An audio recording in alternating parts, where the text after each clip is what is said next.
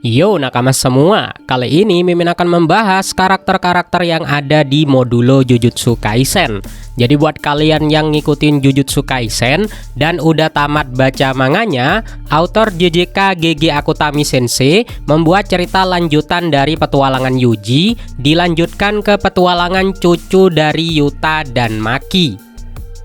Plot ceritanya adalah 68 tahun pasca Culling Game, di mana inti ceritanya bumi kedatangan alien atau makhluk luar angkasa yang memiliki ikatan dengan sesosok makhluk bernama Kalyan yang ternyata memiliki kemiripan dengan kutukan. Oke, kita bahas masing-masing karakternya. Dimulai dari protagonis utama. Jadi kalau di sampulnya itu ada 3 karakter utama di modulo Jujutsu Kaisen. Pertama ada Yuka Okkotsu.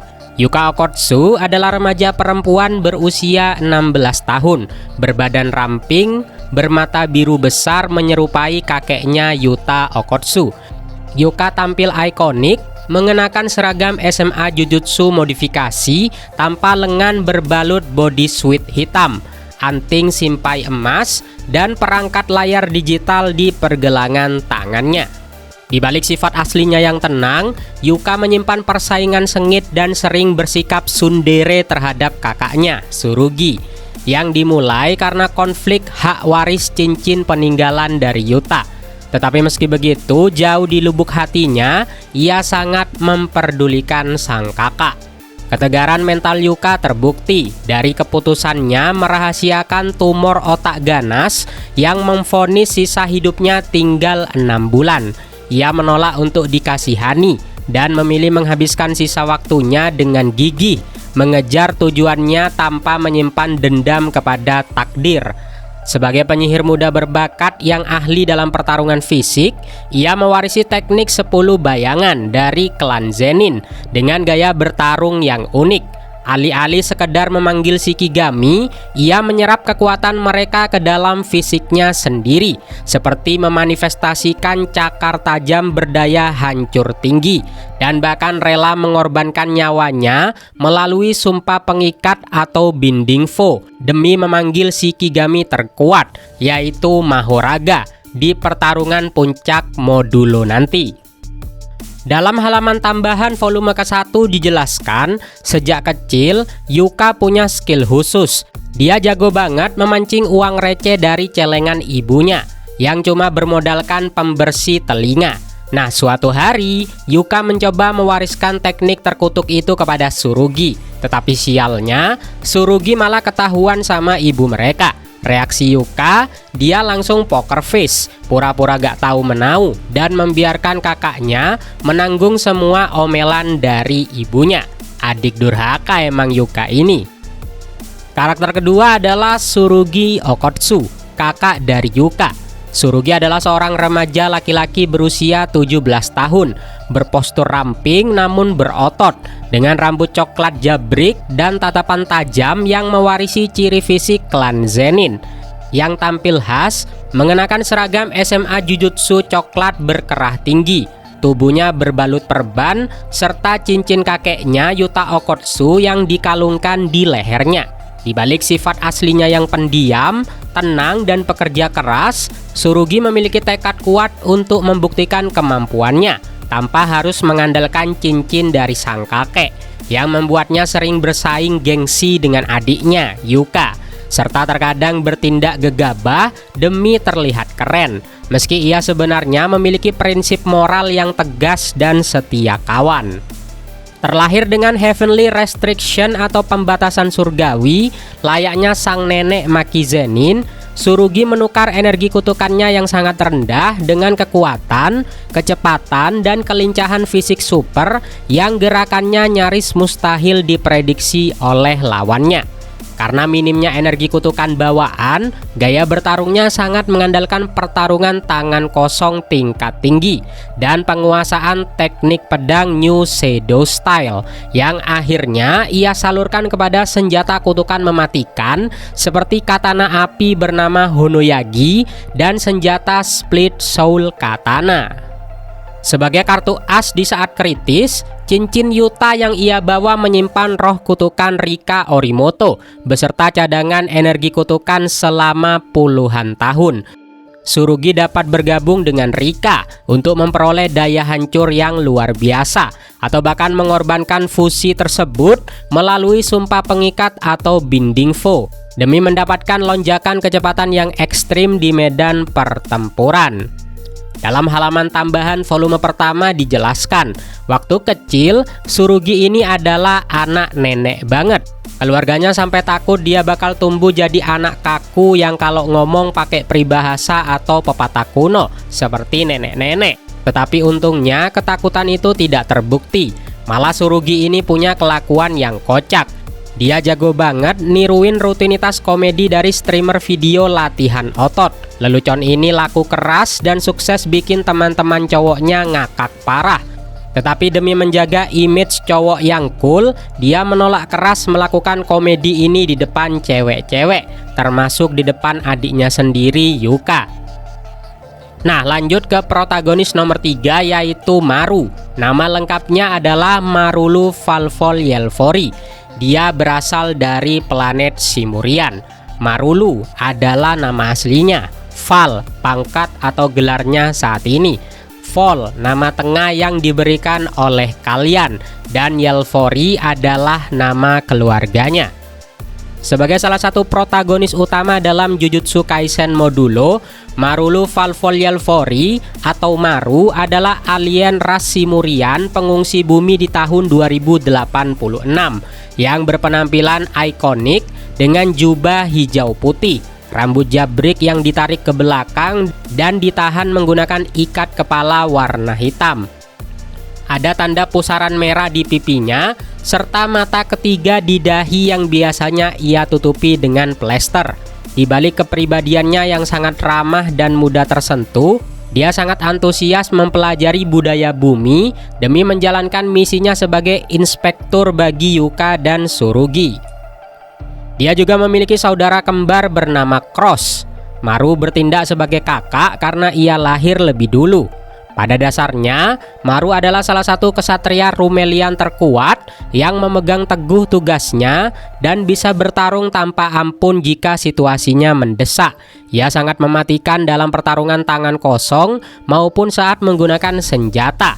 Senjatanya seperti pedang bercabang emas milik adiknya. Maru didukung oleh kekuatan fisik, daya tahan, dan kecepatan super hingga mampu mendesak petarung sekelas Tsurugi Okotsu.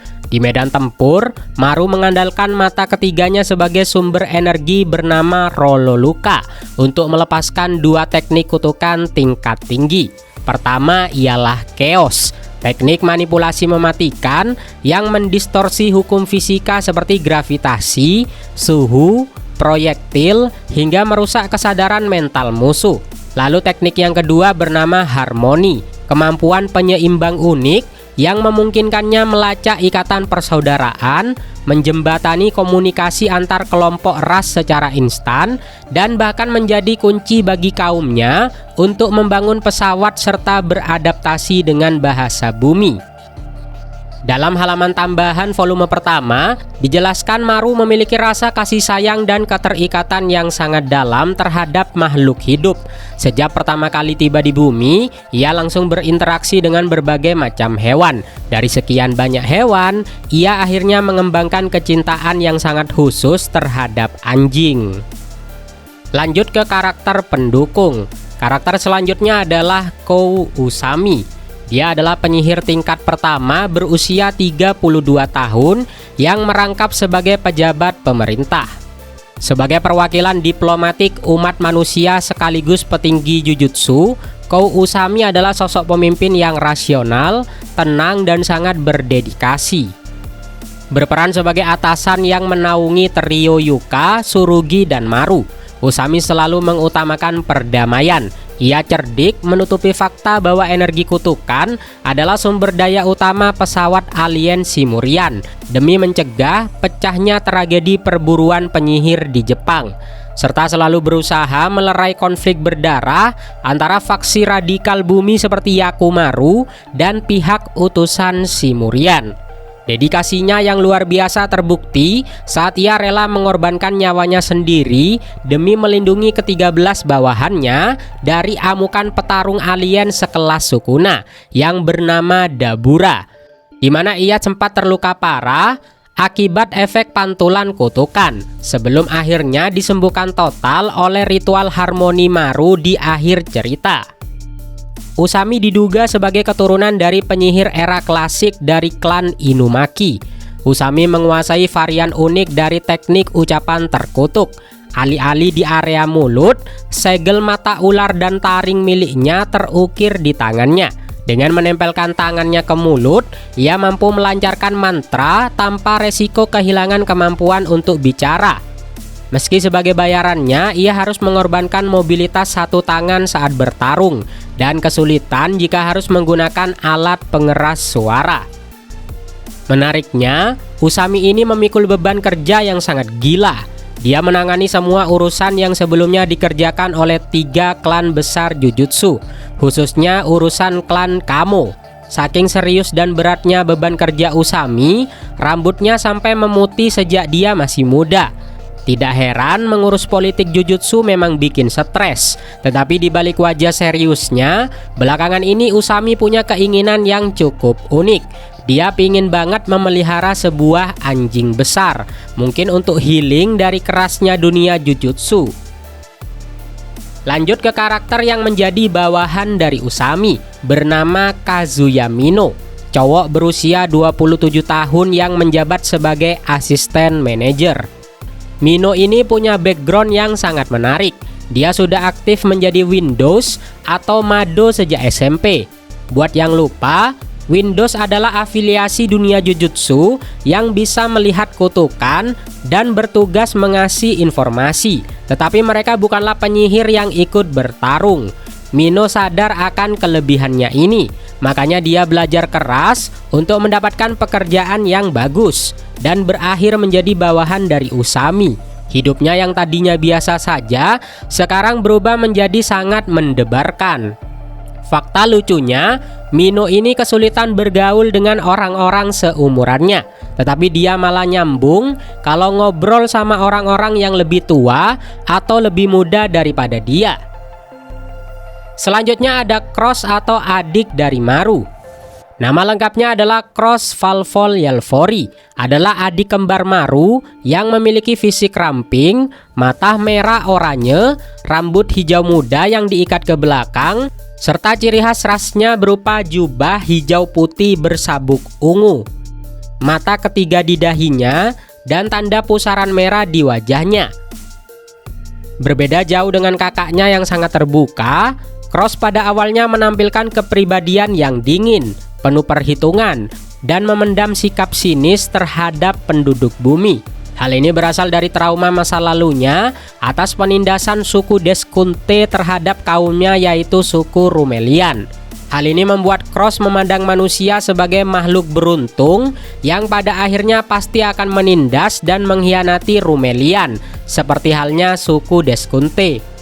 Sehingga ia sempat meyakini bahwa memicu peperangan adalah langkah bertahan hidup yang paling logis. Meski sering bersikap sarkastis dan diliputi amarah, Cross sebenarnya memiliki empati yang sangat dalam, terbukti dari rasa hormatnya terhadap sejarah penderitaan kelompok minoritas agama di bumi, serta kepeduliannya terhadap sang kakak, Maru, dan simpatinya yang tersembunyi terhadap penyakit tumor otak dari Yuka Okkotsu. Kebaikan hati si kembar Okkotsu pada akhirnya berhasil membangkitkan kembali sisa-sisa ajaran koeksistensi dari mendiang mentornya bernama Dura dan mendorongnya memilih jalan damai. Sebagai salah satu kesatria Rumelian terkuat yang bersenjatakan pedang bercabang emas dengan ornamen bola merah di gagangnya, Cross bertarung mengandalkan energi Rololuka dari mata ketiganya untuk melepaskan 2 teknik kutukan yang sangat tinggi. Pertama adalah Chaos yang memanipulasi dan mendistorsi hukum keteraturan, serta Harmoni, teknik penyeimbang yang memungkinkannya melacak ikatan persaudaraan, menguasai bahasa asing secara instan, dan bahkan menjadi pondasi di balik penciptaan pesawat luar angkasa mereka, yang bernama Naunax. Karakter selanjutnya adalah Dura. Bernama lengkap Dura Valbobidi Mechika. Adalah seorang kesatria Simurian tangguh dari suku Rumel, sekaligus mentor bagi si kembar yatim piatu Maru dan Cross. Dura memiliki ciri fisik mencolok berupa tubuh tinggi berotot, rambut hijau muda panjang berduri, telinga runcing dengan 3 tindikan, serta mata ketiga dan tanda garis merah bergerigi di wajahnya. Meskipun diakui sebagai petarung terkuat di Rumel, di mana kekuatan fisiknya mampu menghancurkan batu raksasa dalam sekali pukul, dan pernah menjuarai turnamen melawan kepala perang suku Deskunte. Tetapi Dura sejatinya adalah sosok pasifis yang sangat bijaksana, welas asih, dan visioner. Alih-alih mendendam setelah desanya dihancurkan dan kaumnya diasingkan oleh suku Deskunte akibat perebutan sumber daya tambang, Dura justru berinisiatif membangun kanal untuk menghubungkan kedua suku itu. Dura meyakini bahwa koeksistensi damai hanya bisa diraih dengan saling memahami perbedaan dan membangun konektivitas. Namun meski menjunjung tinggi perdamaian, Dura bukanlah sosok yang naif. Ia sangat memahami tanggung jawabnya sebagai seorang pejuang, dan dengan berani maju sebagai juara duel perwakilan kaumnya, meskipun harus berhadapan hidup dan mati dengan sahabat baiknya sendiri yang lebih kuat, bernama Dabura Karaba.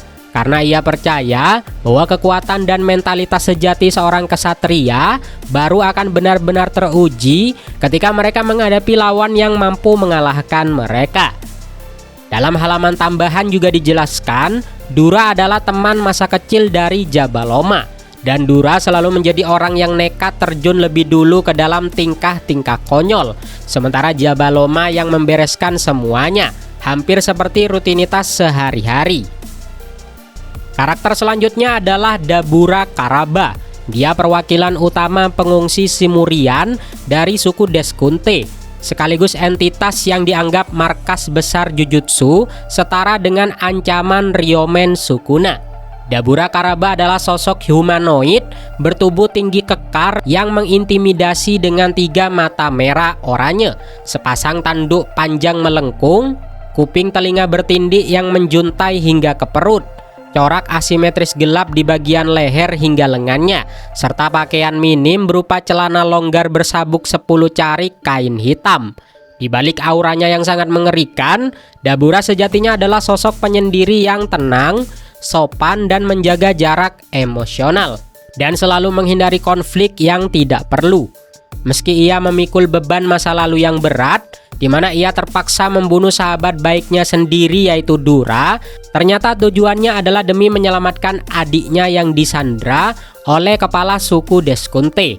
Namun ia tetap setia memenuhi wasiat terakhir sang sahabat Dura untuk membelot dan bertindak sebagai pelindung kaum pengungsi Rumelian. Walau tampak dingin, ia sangat menghargai tekad kuat dan tidak ragu bertindak tanpa ampun untuk melindungi rekan-rekannya. Terbukti saat ia memotong lengan Yakumaru sebagai balasan atas penembakan dari Cross. Sebagai petarung terkuat Simurian dengan kecerdasan taktik jenius, Dabura mampu bertarung seimbang melawan Shikigami terkuat Mahoraga tanpa sebuah kesulitan yang berarti, dan bahkan sanggup mempelajari teknik kutukan pembalik serta domain expansion secara instan hanya melalui observasi medan tempur. Di kalangan para fans, ia dijuluki sebagai The Next Gojo Satoru.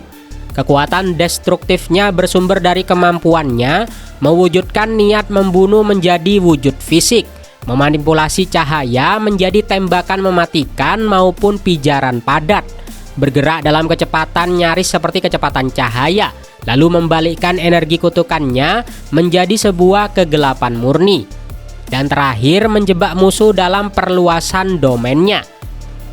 Teknik ini tercipta dari manipulasi cahaya dan kegelapan, menciptakan lingkungan abstrak seperti labirin yang dirancang untuk membalikkan adaptasi dari Mahoraga.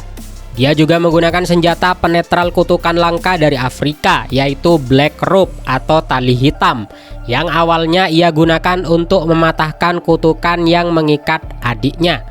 Penjelasan tambahan dari halaman ekstra volume kedua, niat membunuh yang diwariskan secara fisik oleh bangsa Deskunte terwujud kepada tanduk mereka.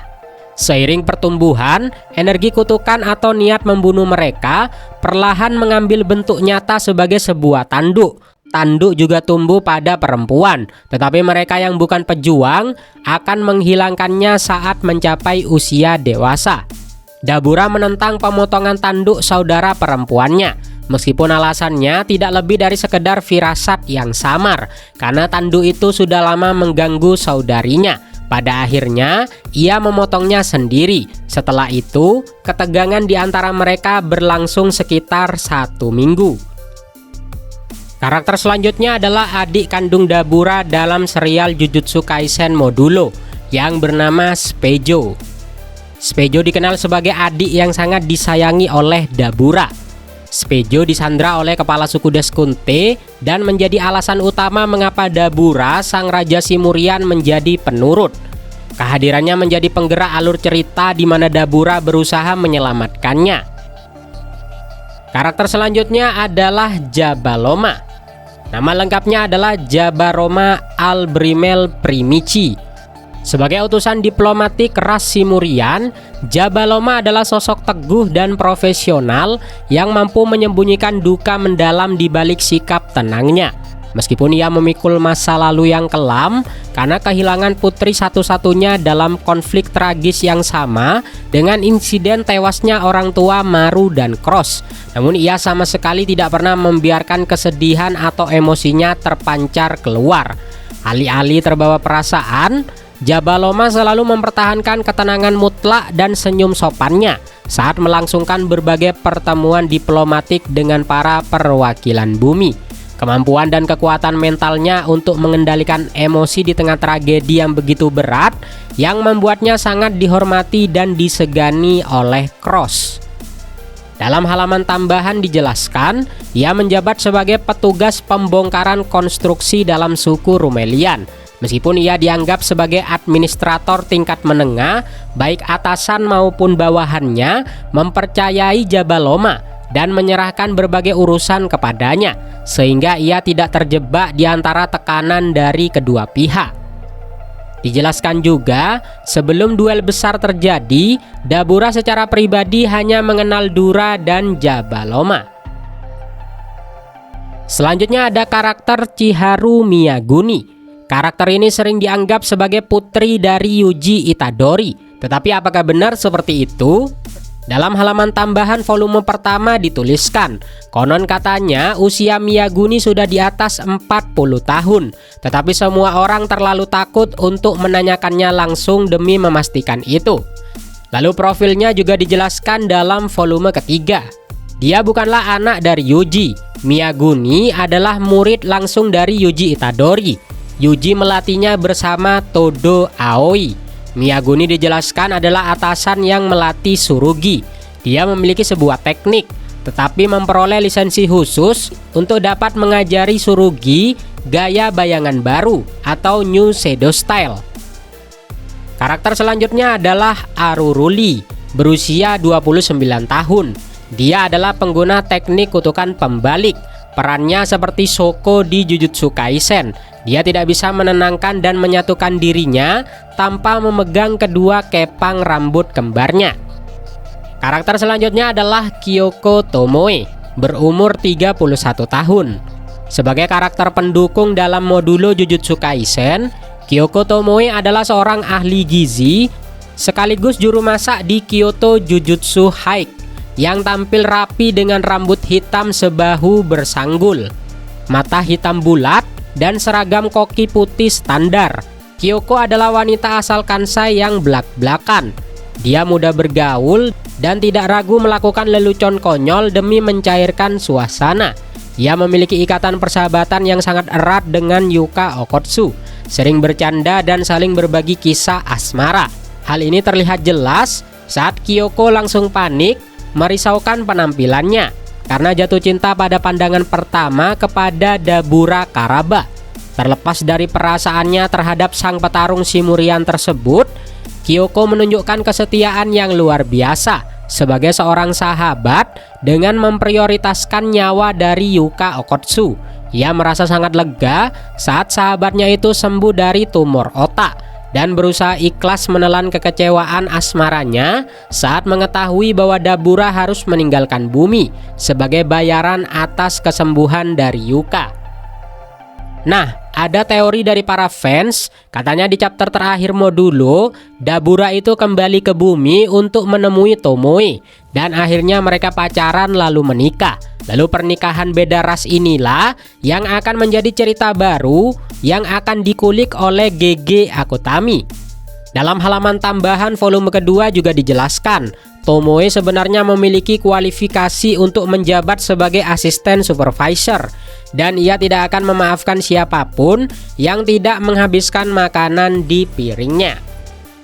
Karakter selanjutnya adalah Iori Okkotsu. Sebagai karakter pendukung dalam modulo Jujutsu Kaisen, Iori Okkotsu adalah putra dari pasangan legendaris Yuta Okkotsu dan Maki Zenin, sekaligus ayah dari Tsurugi dan Yuka.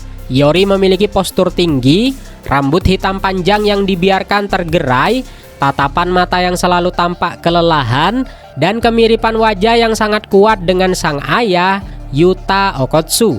Dalam kesehariannya yang sering berbalut pakaian tradisional kimono, Iori dikenal oleh klan Gojo sebagai pria yang sangat serius dan rajin. Namun dedikasi tersebut justru menjadi beban mental baginya, karena ia merasa generasi penyihir Jujutsu di eranya jauh lebih lemah dibandingkan generasi orang tuanya. Dihantui oleh obsesi dan tanggung jawab besar untuk melahirkan generasi penerus yang lebih kuat, Iori sempat menemui Yuji Itadori sebelum akhirnya memutuskan untuk menghilang tanpa jejak, tepat setelah kelahiran putrinya, Yuka. Ia meyakini bahwa tugas hidupnya telah selesai karena sang putri terlahir mewarisi teknik 10 bayangan. Kepergiannya yang mendadak meninggalkan luka batin yang dalam dan menjadi topik tabu bagi kedua orang tuanya serta sang istri, Mifuyu Okkotsu. Meskipun jauh di lubuk hatinya, Mifuyu tetap meyakini bahwa Iori pasti akan merasa sangat bangga jika melihat ketangguhan kedua buah hatinya saat ini. Dalam halaman tambahan volume ketiga dijelaskan, Iori adalah seseorang yang tampak persis seperti Yuta, tetapi tanpa sisi menggemaskannya. Untuk sementara waktu, dia membuntuti Yuji, tetapi Yuji berhasil melepaskan diri dengan mudah. Keberadaannya pun sekarang tidak diketahui. Satu-satunya penampakan dirinya yang tercatat adalah beberapa tahun yang lalu di daerah tak berpenghuni di Tokyo. Karakter selanjutnya adalah istri dari Iori bernama Mifuyu Okkotsu. Pada pandangan pertama, Mifuyu sering disalahpahami sebagai sosok figur yang keras dan kaku karena tampak lebih memprioritaskan kepentingan klan dibandingkan keinginan anak-anaknya sendiri. Namun dibalik sikap tegasnya, seperti saat ia mengomeli kedua anaknya yang bertindak gegabah di mana saat berhadapan dengan para Simurian, atau kekecewaan mendalamnya ketika baru mengetahui kebenaran tentang penyakit kanker Yuka sesaat sebelum sang putri berduel dengan Dabura. Ternyata Mifuyu sejatinya adalah seorang ibu penyayang yang hanya menginginkan hal terbaik bagi keluarganya. Kasih sayangnya yang tulus terbukti ketika ia pada akhirnya dengan hangat mengakui kerja keras anak-anaknya dan dengan penuh kebanggaan menyatakan bahwa melahirkan Tsurugi dan Yuka adalah kehormatan terbesar dalam hidupnya.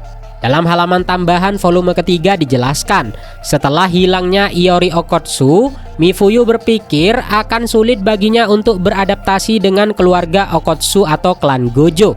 Tetapi Yuta dan Maki tidak pernah berhenti bersikap perhatian kepada menantunya.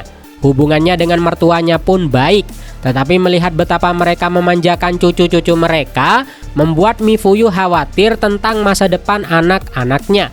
Dalam upaya menjaga keseimbangan dalam pengajarannya, tanpa disadari dia akhirnya menjadi ibu yang bersikap dingin. Oke, sekarang kita lanjut ke karakter-karakter lama dari Jujutsu Kaisen yang muncul kembali di Modulo. Pertama ada Yuji Itadori. Yuji Itadori di Modulo bisa dibilang sudah melampaui Sukuna dan Gojo. Dia menjadi penyihir terkuat yang bisa menggunakan teknik darah, simple domain, dan serangan tebasan seperti Sukuna. Yuji yang kini telah berusia 83 tahun tidak menua sekalipun karena tubuhnya berubah menjadi benda terkutuk hidup setelah memakan jari Sukuna dan saudara-saudaranya.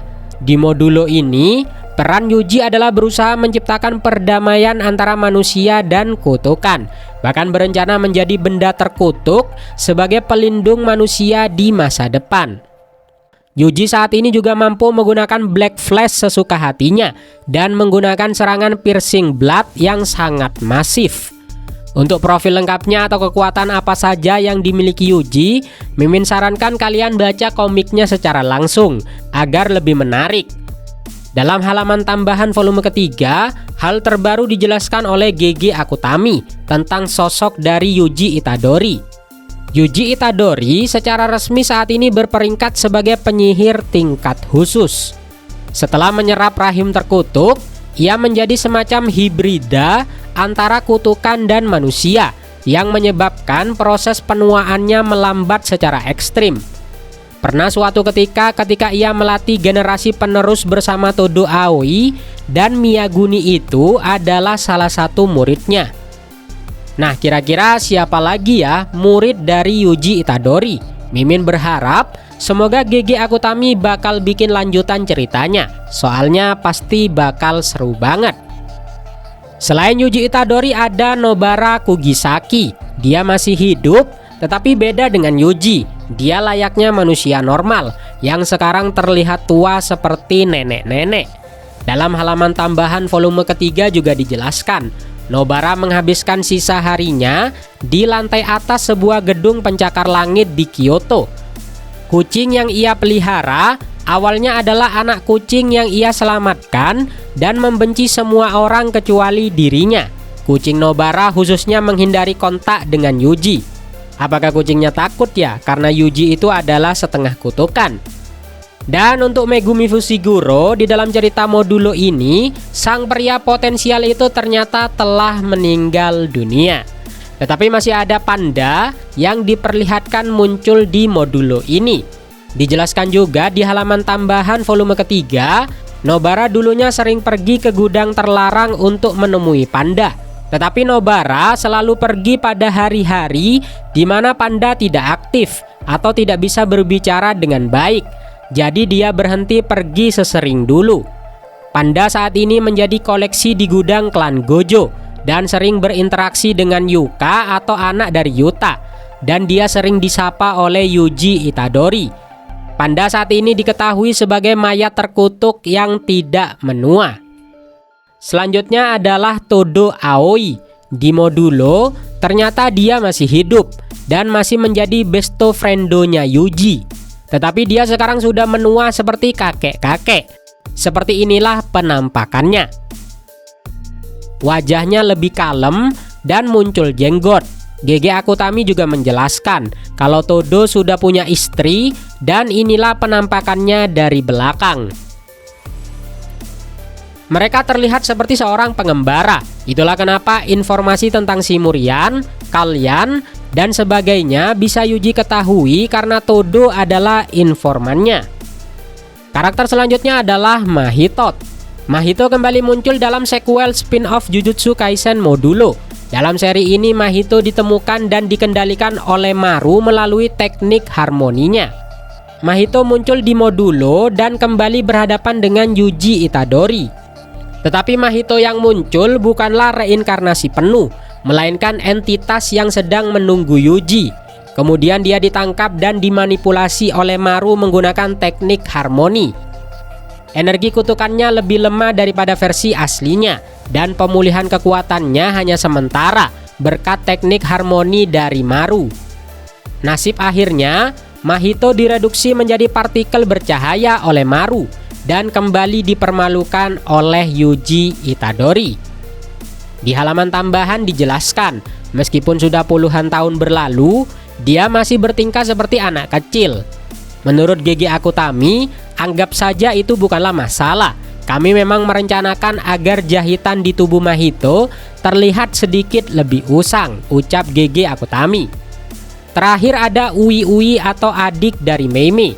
Dia adalah kepala sekolah dari New Shadow Style di tahun 2087.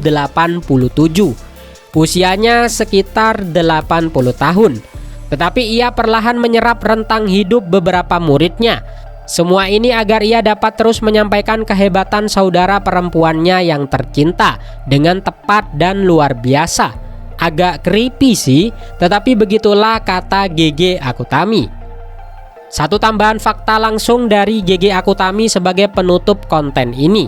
Mahoraga yang dipanggil oleh Megumi, Sukuna, dan Yuka tidak menunjukkan perbedaan dalam spesifikasi kekuatan. Namun karena pertempuran berlangsung cukup lama, Mahoraga dari Yuka akhirnya menjadi yang terkuat. Dari fakta ini bisa menjawab kalau Yuka adalah penyihir yang potensinya bisa melampaui sang pria potensial alias Rahmat atau Megumi Fushiguro. Dan Dabura yang melawan Mahoraga Yuka memang layak dilabeli sebagai ancaman yang setara dengan Ryomen Sukuna karena dia berhasil menahan Mahoraga terkuat. Oke, segitu dulu aja profil singkat para karakter yang ada di Modulo. Semoga dengan menonton ini kalian tertarik buat baca manganya secara langsung. Dan yang udah baca semoga semakin suka sama karyanya GG Akutami. Akhir kata Mimin pamit undur diri. Adios.